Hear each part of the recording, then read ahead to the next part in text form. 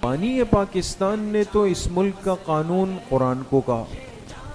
ہمارے آئین میں پہلا جملہ لکھا ہوا ہے کہ حاکمیت اعلیٰ اللہ کے پاس ہے.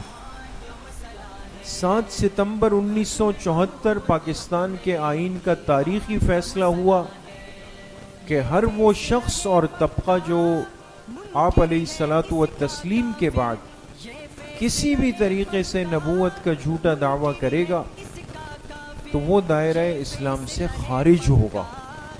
اور باقاعدہ آئین میں آرٹیکل 106 260 یہ 2 شقیں شامل کی گئی،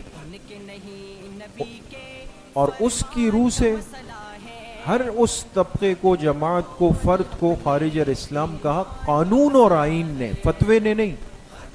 یہ کسی عالم اور مفتی صاحب کا فتویٰ نہیں تھا، ملک کا آئین ہے جس کے بنانے والے قانون دان ہوتے ہیں، قانون سمجھتے ہیں.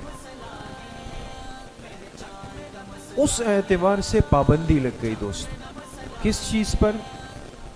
کہ ہمارے وہ سارے شعائر، اصلاحات، اصطلاح جو ایک مسلمان اور اسلام کے ساتھ خاص ہے، وہ طبقہ استعمال نہیں کر سکتا جو جھوٹے نبی کے امتی ہونے کے دعوے دار ہے، یعنی مرزائی قادیانی.